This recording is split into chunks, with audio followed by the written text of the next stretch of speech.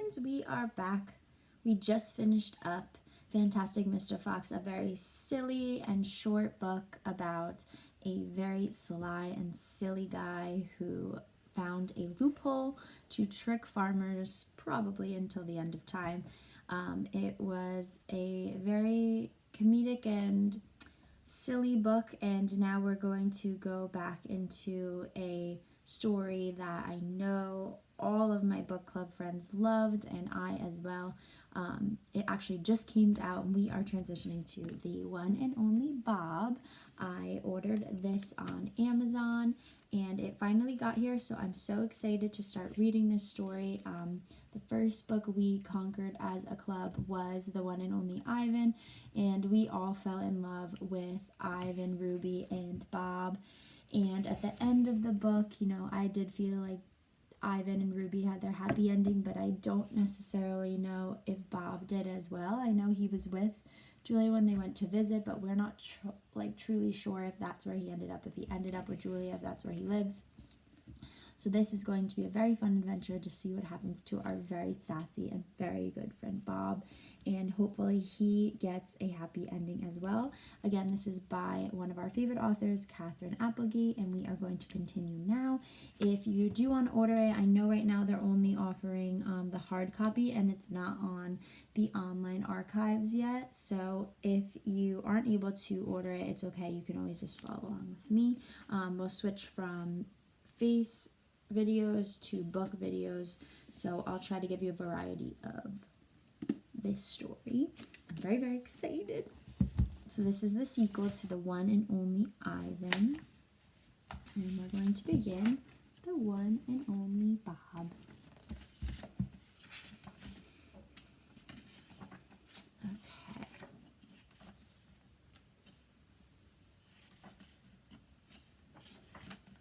Chapter 1. Confession. Look, nobody's ever accused me of being a good dog. I bark at empty air, I eat cat litter, I roll in garbage to enhance my aroma. I harass innocent squirrels, I hog the couch, I lick myself in the presence of company. I'm no saint, okay? So now we're no longer in Ivan's voice, we are in Bob's voice. There he is. The troublemaker. And while I'm at it, I may or may not have eaten a pepperoni pizza with anchovies when nobody was looking. Also, I may or may not have eaten a coconut vanilla birthday cake when nobody was looking.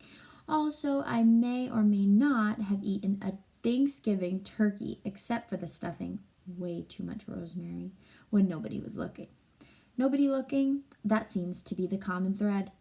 As they say on the crime shows, motive and opportunity. Robert. Name's Bob. I'm a mutt of uncertain heritage, definitely some Chihuahua with a smidge of Papalian on my father's side. You're probably thinking I'm some wimpy lapdog, the kind you see poking out of an old lady's purse like a hairy keychain. But size isn't everything.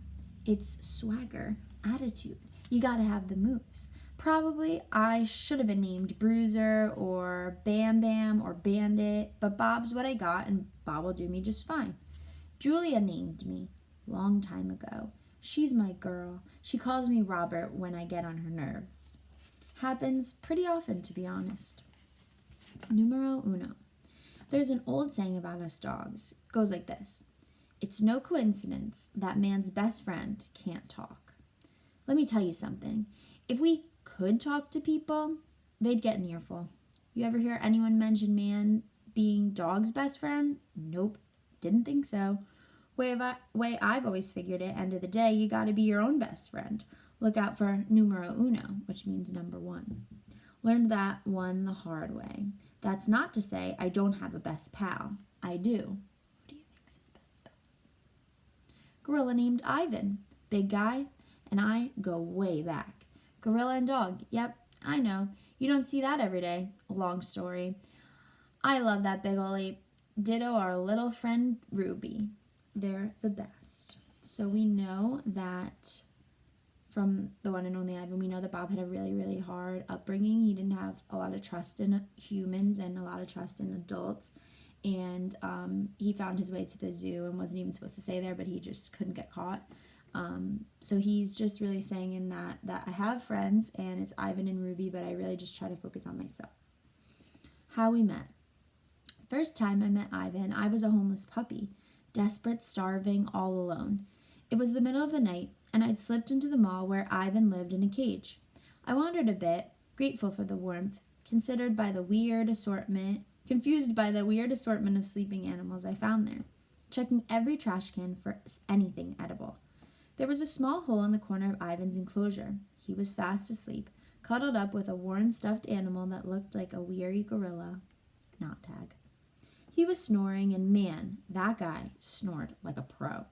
In his open palm was a chunk of banana, and I still get shivers when I think about this.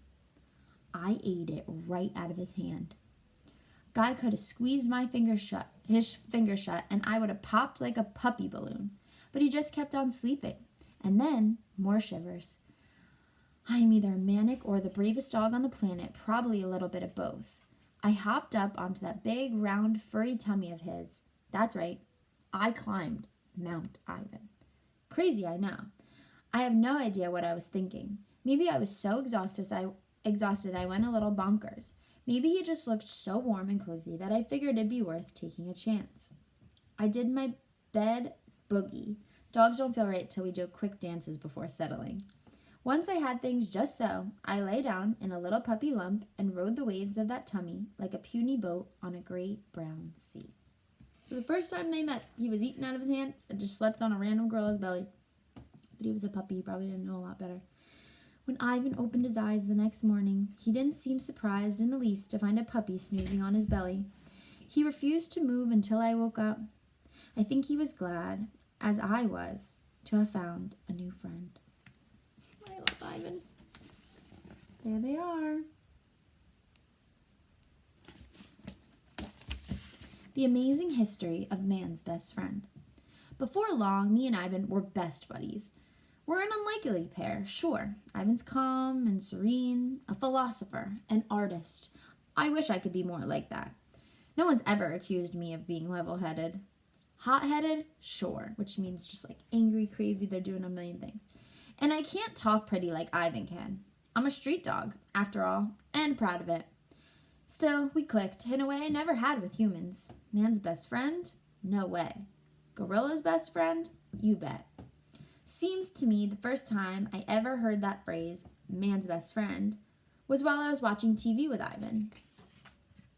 Back in the day, Ivan had this little television, and we watched a lot of stuff together. Old movies, westerns, cartoons, you name it.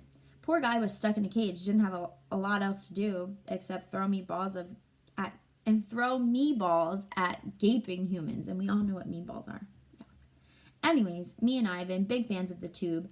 Cat food commercials, pro bowling, Dancing with the Stars, what's not to like? Once we watched a special on the Nature Channel. It was called The Amazing History of Man's Best Friend. Show was all about famous dogs. There were rescue dogs and therapy dogs and war dogs and fire dogs and movie dogs and this dog and that dogs. And between you and me, most of them were just plain overachievers.